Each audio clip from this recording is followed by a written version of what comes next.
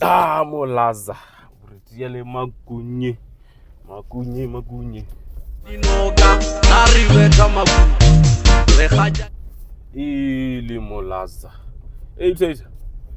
Hey guys, we are now on our way to collect our day-old chicks. It's winter now, and this is my first winter cycle. So actually, I have a cycle that is 4 weeks, but I started it before the coldness could start. So we are fine on that house. So on this next house, we having another cycle that we're starting today, and it's cold. So it's now winter, guys. You can feel it now that we are always wearing warm. The weather outside it also tells you that it's really happening. It's winter. So guys, the question that I normally get around this time is how do I keep my chicken surviving? Because a lot of people are afraid to raise their chicken during winter. Firstly, because of the growth, small growth or slow growth that you're gonna have, because chicken actually need a warm place to actually grow healthier and bigger. And secondly, it's the mortality that people experience during winter time. And in my experience with the mortality during winter time, it doesn't really happen when my chicks are still young.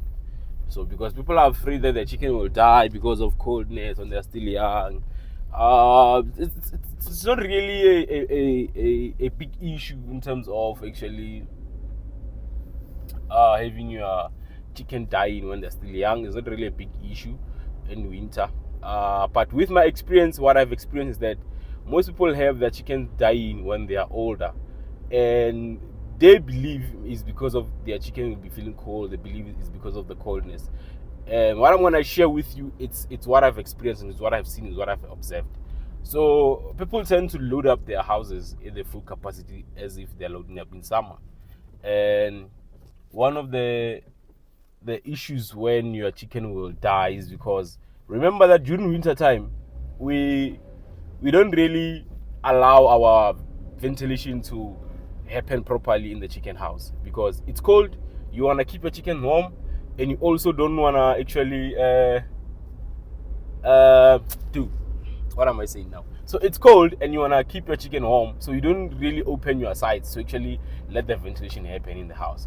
And what will happen if the ventilation is limited is that it will build ammonia in the chicken house. The bad smell will start to build ammonia in the chicken house, and you find that that's when your chicken will start to actually experience high mortality and stuff because of the smell that became in the chicken house.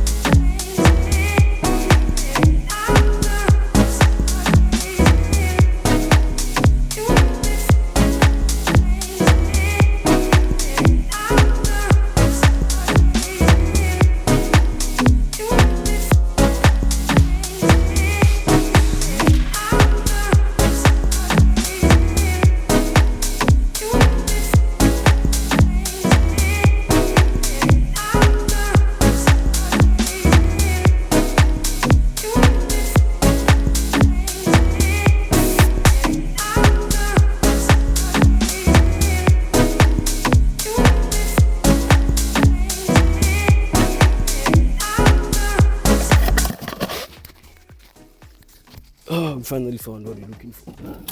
So this is how I turn my pool into a panel van.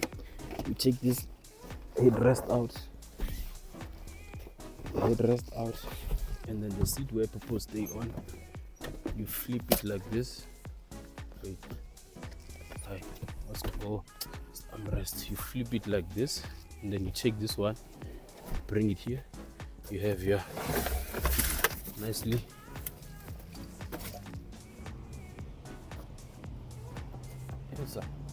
Hey, don't worry, I'll no.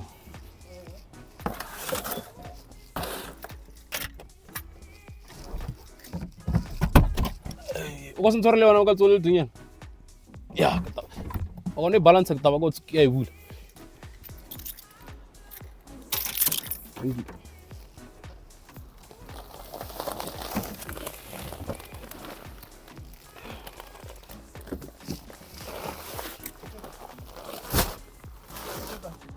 Yeah? K5. K Magnum the pizza start. Le grow the pizza top fly.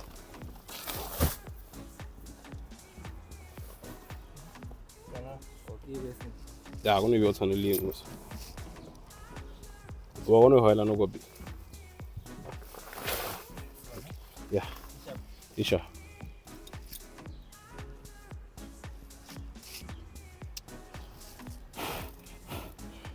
Hey, my boot has issues, guys.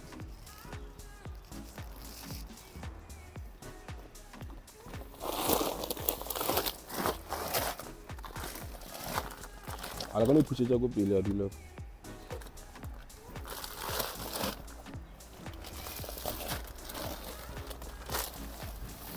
Yeah.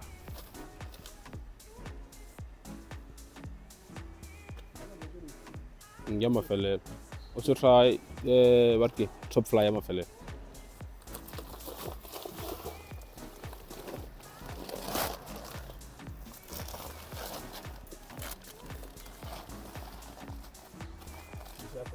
Yeah, I'm going to do that.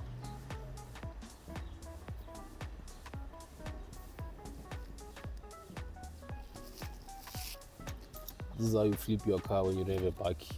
Tips at Mokwala Agri.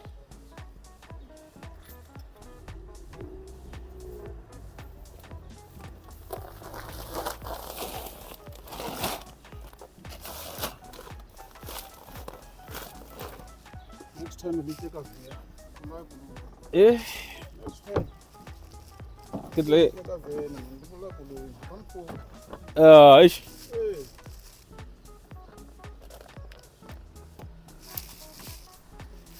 Thank you.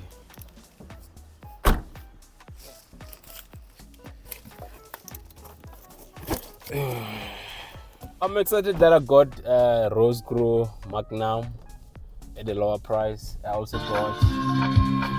also got Top Fly at a very, very, very reasonable price. Like, yo guys, I'll just show you the receipt now. But yeah, I'm happy that I got them.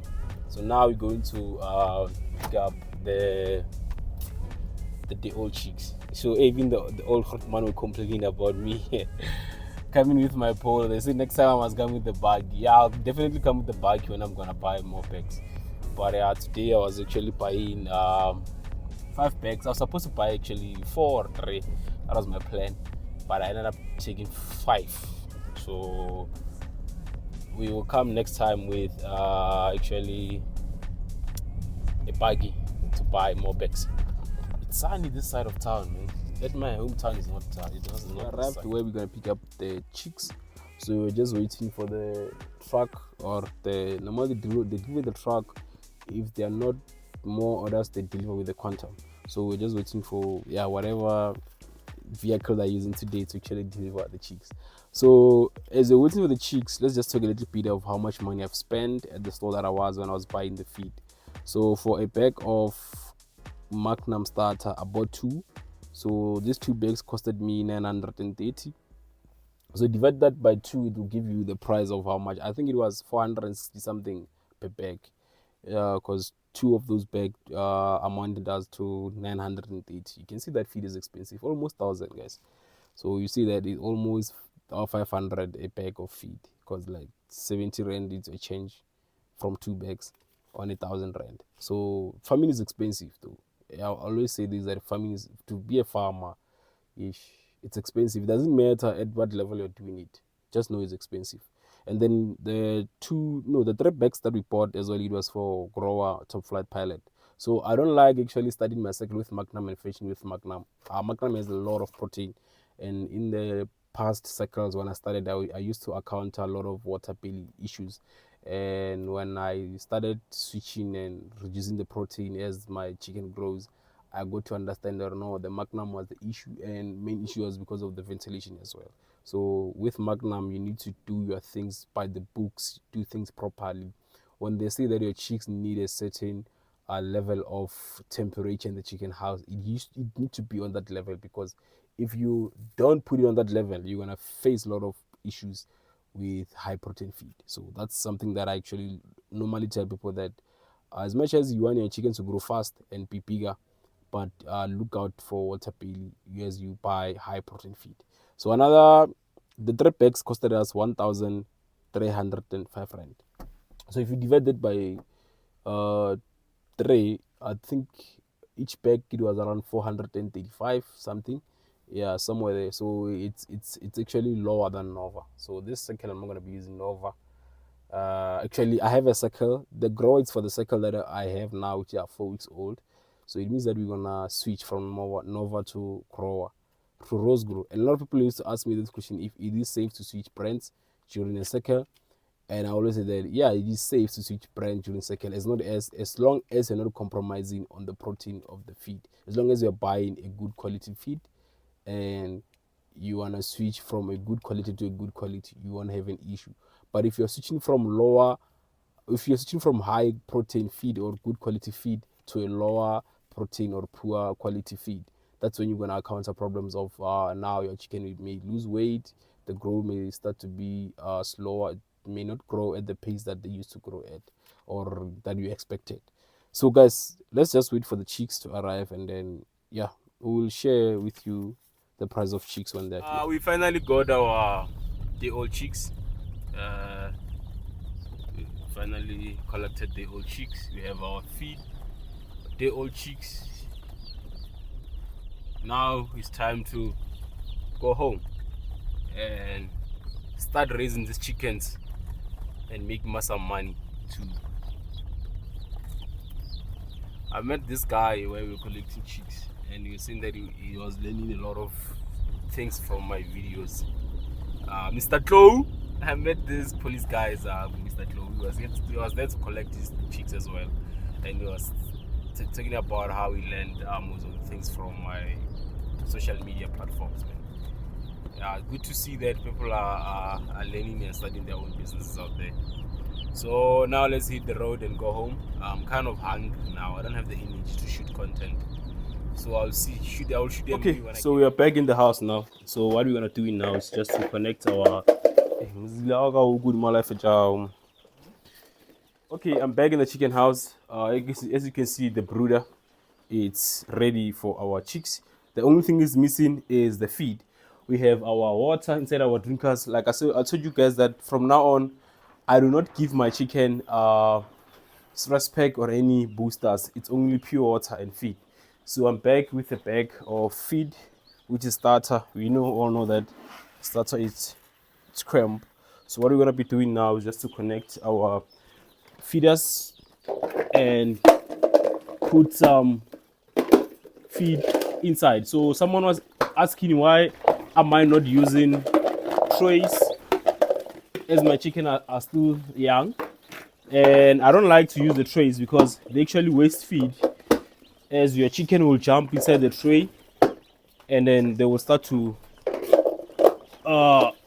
poop inside your trays, so you are wasting feed when you're using trays. Where else you can use these small feeders. They are recommended for day-old chicks. They can eat from them easily, so this is what I use as my drinkers. So now we quickly just gonna refill this feeders and with a starter feed.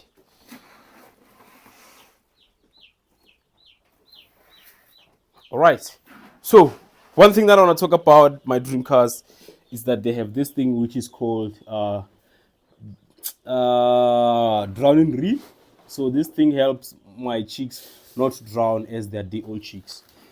So, and it also have some stand behind under it. You can see there's a stand just to lift the drinkers a little bit, so we do not put our drinkers on the ground. So when you farm with the right equipment from Poltech, you know that you are winning as a farmer. We are here now. So it was a very interesting trip that I took from Polowani to here. I'm kind of tired now, and I still need to slaughter about 10 chickens for a customer of mine. So after a year, we're going to slaughter. So now let's just finish up quickly with this brooder, and we put our feeders inside. After that, we know that we are officially done. Okay, now our feeders are all inside the brooder. What's left for us now to do is to put our day old chicks inside the brooder. So you know, when the supplier knows you, they know. Mokwala Agri. This is our day old chicks. So now we're gonna put these day old chicks inside this brooder. I see a lot of farmers, they normally count and place their chickens one by one inside the brooder. So this is how I place my chickens inside the brooder. We don't do it one by one, we don't count, we just throw them inside. And someone the other day was saying maybe I'll break or hurt my chickens. Imagine you have like 30,000 chickens you need to place inside a chicken house. Are you gonna do that to them? Are you gonna count them one by one? 30. These things won't die, guys. Done. 5 seconds, you are done with placing in your chicks. These things won't die.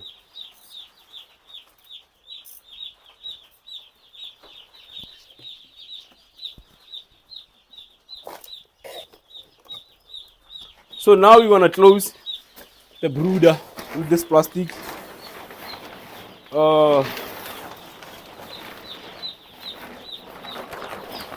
Just to make sure that. So this plastic helps us in terms of providing heat. You don't want to provide source of heat for the whole house. And look, when you build a chicken house, you make sure that at least you take a fully wall up to here before you make your sites, so that you can use this corner as your brooder. What's going on here with this feeder? Oh, okay. Yeah. So my chicks have enough space to play around. Can you shift to that side so I can close? Down go. So now we have our nice brooder here.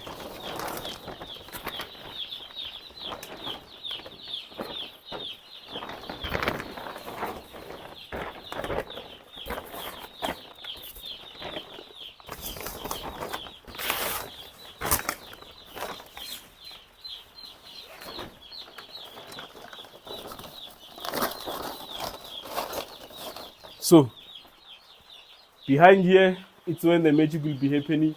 Behind here, it's where we're going to be raising our chickens. That's what we call a brooder. We are now officially done. We are now officially done with our brooder.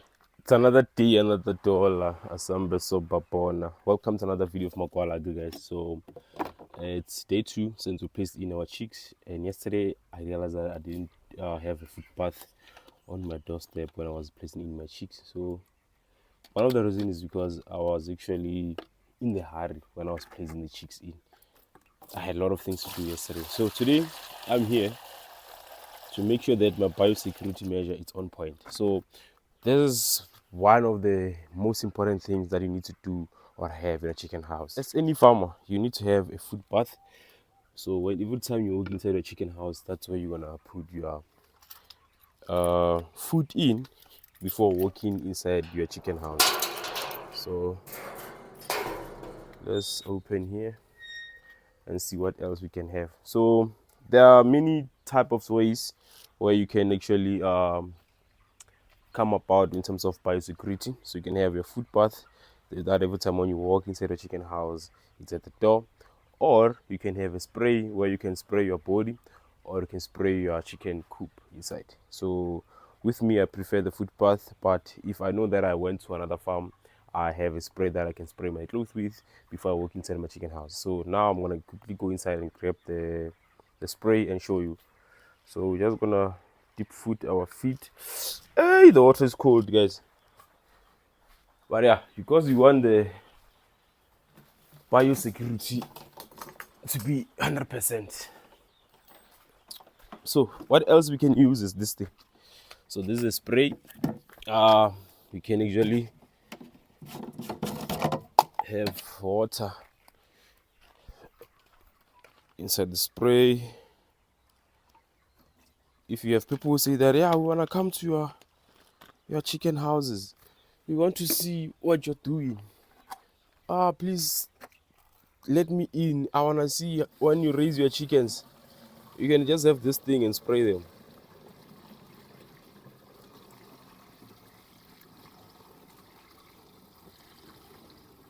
Because honestly, this thing, but it's not easy to spray yourself with it. I don't want to lie. It's not really easy to spray yourself with this thing.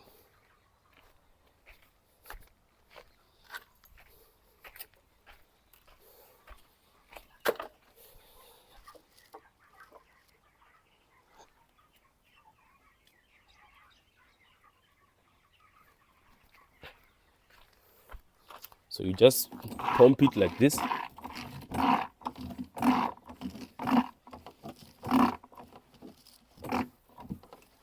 Yeah, it's full. Oh, I forgot the seal. And then that's how the thing comes out. And then you just spray. Spray. You spray yourself with it. You can reduce this thing here. Hey.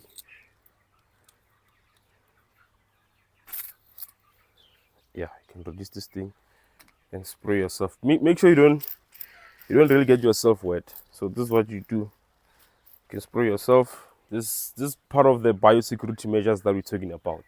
But yeah, so let's now go into the chicken house and check how our chicken are doing. We may find them gathered together because I've been making noise. Chicks don't really like noise. I'm not forgetting to dip your feet inside, and we walk in now. So the plastic that you see over here, it helps us in terms of actually not providing source of heat for the whole house. So during the brooding stage, we try to separate the rest of the house we try to separate the brooder from the rest of the house. Okay, let me close the door. Yeah, so this is the rest of the house. Here we have our wood shaving that we're going to be using for the circle. 2 bags of feed. I normally put my feed on a pilot, but yeah, I didn't have a pilot in this house, but I'll get it and put this feed on. And we have a feeder which we didn't put inside the brooder. And so this is the brooder, how it looks like from outside. We'll quickly go inside. But what I can promise is that probably my chicken are gathered together because I'm busy making noise, or the temperature is cold. I don't know, it's winter, guys. And ta-da-da, this is our chicks. I only have infrared lights in this brooder today. I didn't put the other light, so I only have infrared light. And this is how our chicks looks like anyway. Not bad. I thought maybe they're gathered together in one corner and sort of things like that. But yeah, this is how they look, and they look okay. They look absolutely fine. So this is day one of us coming to the chicken house to just observe our chickens and see how they're doing. So I'm gonna be taking you through the second week. So every day when I come to my chicken house, I'm gonna be coming with you and be showing you what we do normally in winter and how we raise them. Yeah, but they kind of look like they're feeling cold. Not sure, man. But yeah, they look good. Some they look good, some they look cold. I don't know. I just have mixed feelings about these chickens. But anyway, it's winter, so now we're gonna close this plastic and leave them in peace.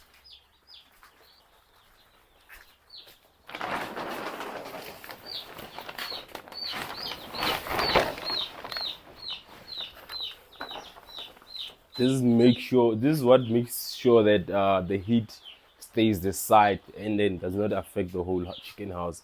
But yeah, I'm inside this chicken house and I'm not feeling really cold. The temperature is not bad because even on the side, they are closed. The side are closed. The side are closed.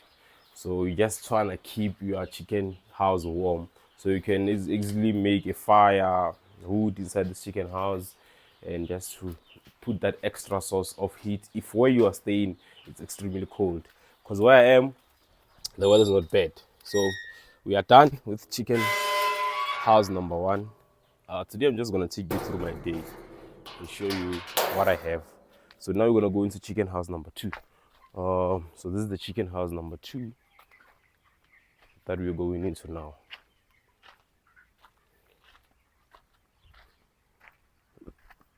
In chicken house number 2, we don't have the biosecurity measure anymore. I only have one food path. Someone took my other food path, so I don't have another one. But these ones, they've grown anyway, so we don't really stress much about them because they have grown. So it's not easy for diseases to attack them at this stage. They look good, they look fine. I'm impressed with the growth, it's not bad. They just actually turned 4 weeks. So every time we have reached 4 weeks, we put another second. But because of winter, I decided to reduce the number, not do the usual 300 and then went back to 200. And one of the reasons why I went back for the 200 is because of in winter we don't really apply ventilation that much, and you don't want your chickens to be overcrowded. So what we're seeing in this house now, let me just wear the boots very quickly. What I'm seeing now is that they're out of water, so you need to go and grab some water for them. That's one thing I've noticed. The bedding needs to be turned a little bit as well, but overall of things, they look good. They still have feed. No, it can rest. It can push for the whole day. So yeah.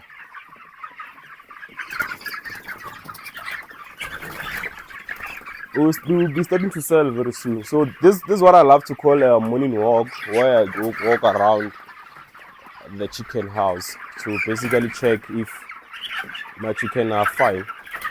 If we don't have any mortality, we don't have any birds that looks weak or sick. So I just walk around the chicken house.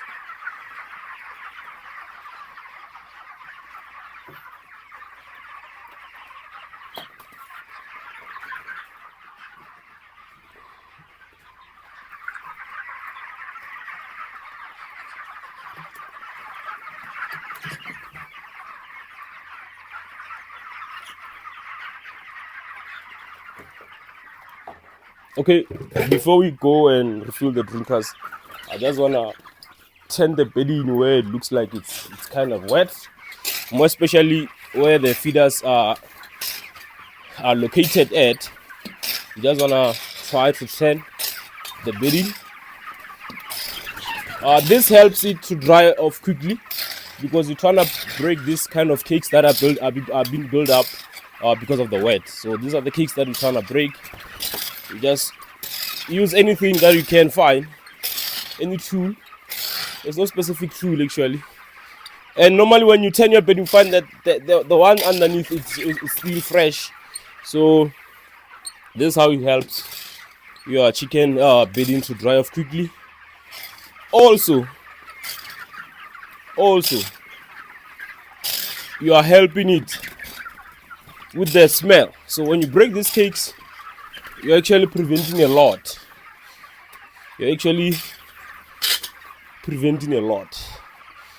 Yeah.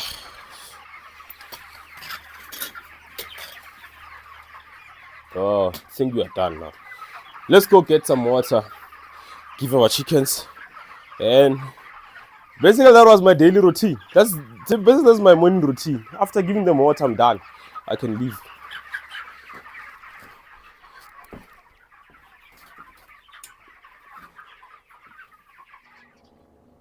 We are back from getting the water now. Hey, sorry, I don't step on you.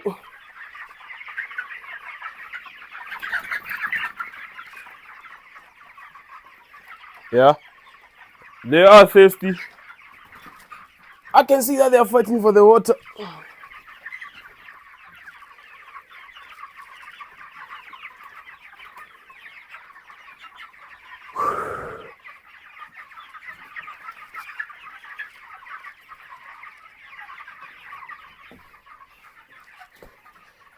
So, yeah, my chicken looked thirsty, man. They looked thirsty.